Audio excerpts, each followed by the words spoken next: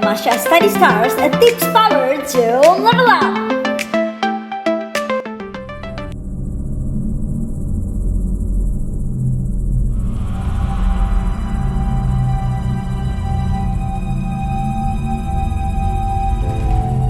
Ini melambangkan 3. Terdapat 3 jenis kaedah penyelidikan. Penyelidikan bermaksud selidik. Kita menyelidik sejarah ini. Kaedah penyelidikan yang pertama ialah kaedah arkeologi. Bermaksud tanah ataupun dasar laut ni dikorek-korek-korek. Apa yang dijumpai itulah menjadi sumber. Sumber ini kemudian diselidik untuk mendapatkan maklumat sejarah. Pertama sekali kita akan melihat arkeologi darat di mana proses gali cari. Bermaksud korek-korek tanah ni dikenali sebagai ekskavasi. Bahan tinggalan sejarah akan ditemui, contohnya seperti fosil, tembikar, barang logam dan juga kulit siput.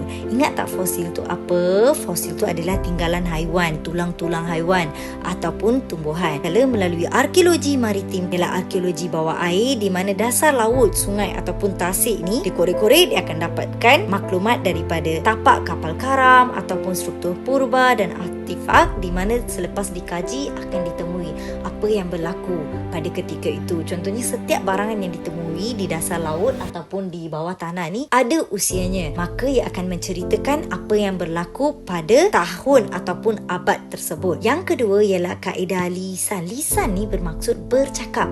Kena ingat ya, kaedah penyelidikan seahorse tadi, kuda laut ada 3, iaitu arkeologi, korek-korek tanah, lisan, bercakap, popek-popek. Kaedah lisan ni 2 keyword yang kena ingat ialah temu bual dan orang sumber. Untuk kaedah lisan ni kita perlu menemu bual orang sumber. Orang sumber ini adalah orang yang terlibat ataupun melihat, mendengar peristiwa sejarah secara langsung. Langkah-langkah dalam kaedah lisan ini ialah pertama sekali kena mengenal pasti orang sumber, siapa yang kita nak interview, temu bual. Lepas tu menyediakan soalan berdasarkan tajuk kajian. Tajuk kajian yang ditetapkan itulah soalan yang kita nak tanya. Lepas tu kita akan buat menemu bual dan merakam perbualan. Kita akan buat temu bual dan merakam perbualan. Kemudian perbualan itu salin rakaman, menyimpan data perbualan dan membuat penulisan hasil daripada temu bual. Kemudian yang ketiga ialah kaedah bertulis yang ditulis. Dalam kaedah bertulis, maklumat diperoleh melalui tulisan ataupun lakaran. Selalunya tulisan ataupun lakaran ni kita boleh jumpa ataupun terdapat pada dinding gua, kayu, batu dan juga bahan bercetak. Contohnya lukisan pada dinding gua Tambun Perak. Tulisan-tulisan ataupun lakaran ini apa yang ingin disampaikan? Apa cerita dia? Apa maklumat sejarah? Itu yang akan diselidik. Maka langkah-langkah dalam kaedah bertulis ini ialah mula-mula kita akan kenal pasti sumber sejarah yang tepat, kemudian akan mengumpulkan sumber sejarah. Contoh kalau kita dah nampak kat dinding gua ada lakaran ataupun tulisan, kita akan ambil gambar, kumpulkan dulu sumber sejarah ataupun pergi ke tempat kejadian, dapatkan dulu, kumpulkan semua sumber kat situ, kemudian mentafsir maklumat dalam sumber tersebut, akhirnya membuat penulisan. Ketika kaedah penyelidikan ini boleh diingat dengan korek rahsia. Lepas tu awak cakap-cakap dekat kawan awak pula tulis kat kertas, simpan rahsia. So ingat kaedah penyelidikan, korek rahsia, kaedah arkeologi, bercakap dengan kawan, kaedah lisan, kemudian tulis kat kertas, simpan dalam buku, kaedah bertulis. Ingat kaedah penyelidikan, ingat korek rahsia, bagi tahu kawan, tulis pada kertas.